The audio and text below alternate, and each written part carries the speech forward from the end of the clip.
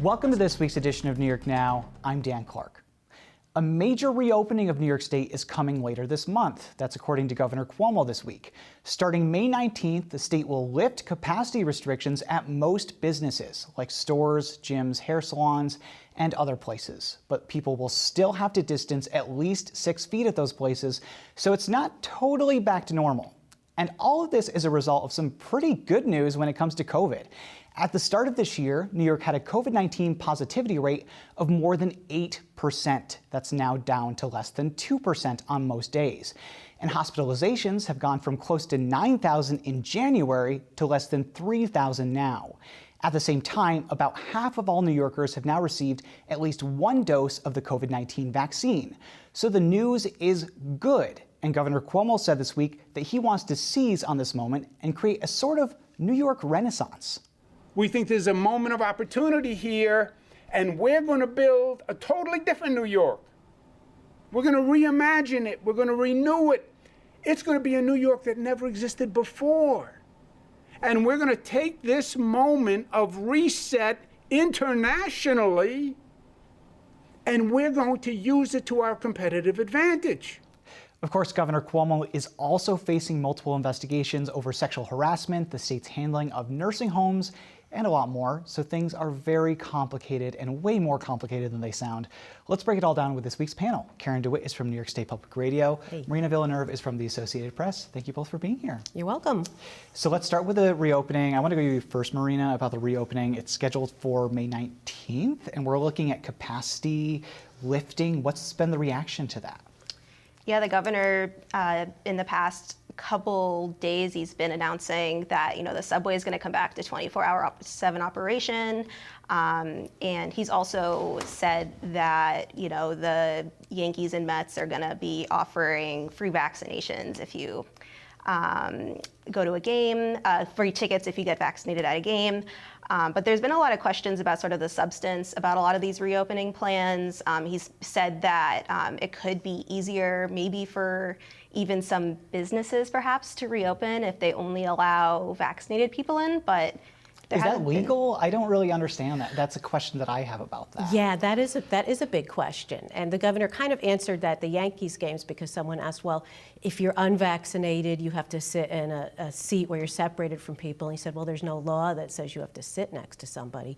But offices, yeah, you could see that becoming a legal challenge at some point. It's all, it's all navigating. I think what's surprising, though, is that how quickly the governor seemed to change his mind on this. That's what I thought, too. I didn't expect him to come out on Monday and say, by the way, we're going to have a major reopening in about 3 weeks. Well, just a few days before that, Mayor Bill de Blasio made a big deal about saying how New York City was going to open July 1st. In fact, he announced it on MSNBC's Morning Joe, the favorite show of liberal Democrats. And Cuomo said, well, I think that's very irresponsible. You can't get overconfident. But over the weekend, something changed. And, when decisions are made like this, you got to wonder, how much is it really based on science here? Or in the governor's case, he really needs some good headlines. In fact, I realized this week, and crossing my fingers that it doesn't change, we're taping this Friday morning, has been the first week that he has not gotten any really devastating headlines, negative news stories or events since late January. So, because everyone is still talking about, it's great, New York's reopening.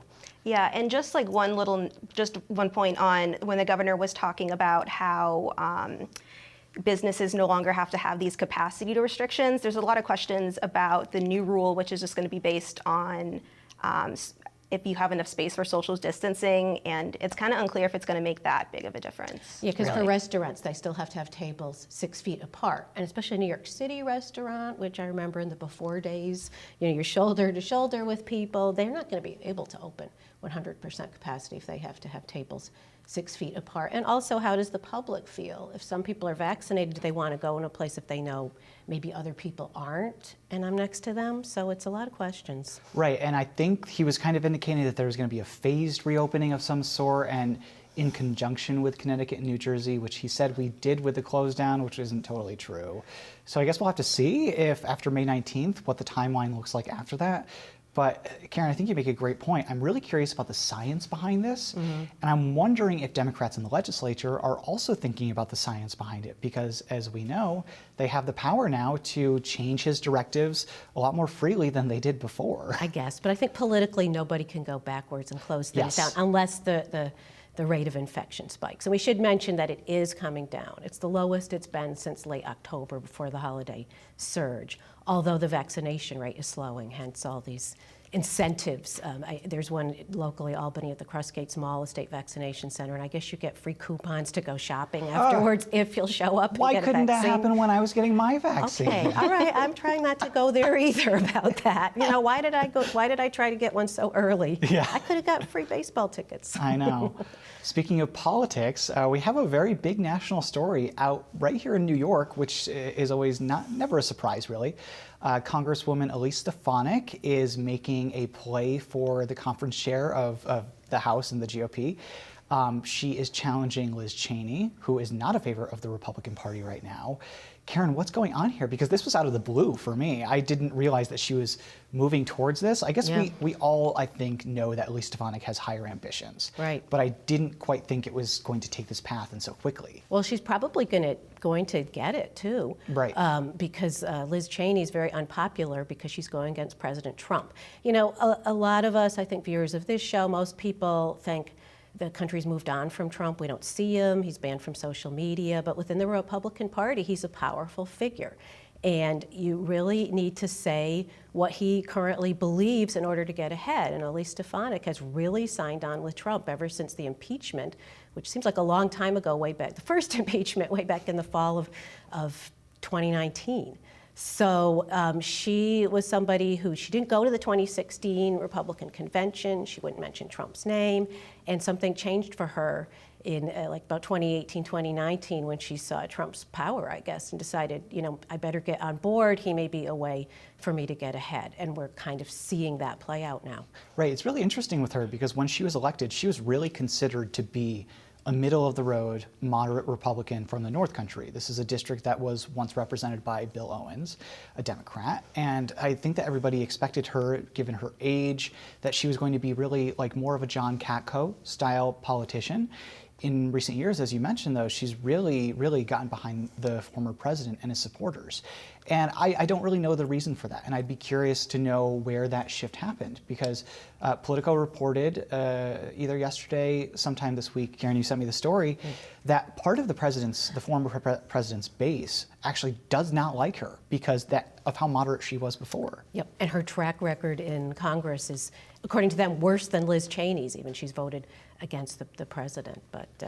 But yeah, it's very interesting. And will this, you know, political ideology last her lifetime? Being a young person, I mean, frankly, you can see maybe older people who are, you know, believe in the certain things that Trump does. But I don't know how her future is. But you know what? She'll probably figure something out. It seems like she's been pretty smart navigating that. And I would add that she won her seat back in 2020 in a year where, you know, Trump obviously lost nationally. So I guess she knew what she was doing in terms of her district. Right. I'm curious as to where she'll end up. I could see a House Speaker, Elise Stefanik, at some point. She did work for Paul Ryan for a little bit before she was in Congress, so I think she might have those ambitions. So Yeah. I guess we'll have to see. She keeps talking about Nancy Pelosi needs to be replaced.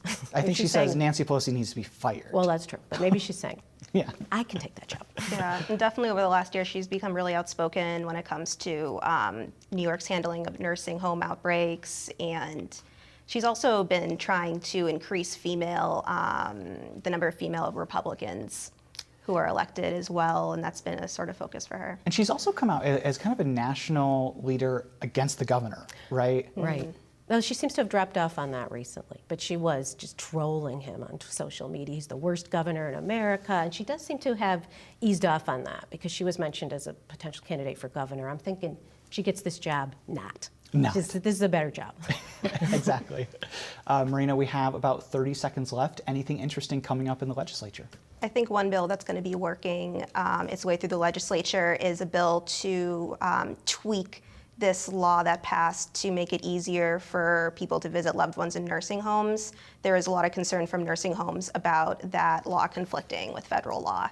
So it looks like that law is going to be rolled back. So even if there's like another pandemic or another surge, these personal caregivers aren't necessarily going to be able to go visit their loved ones in nursing homes. All right, well, that's a bill that we will be watching. Marina Villeneuve from the AP, Karen DeWitt from New York State Public Radio. Thank you both so much. Thank you.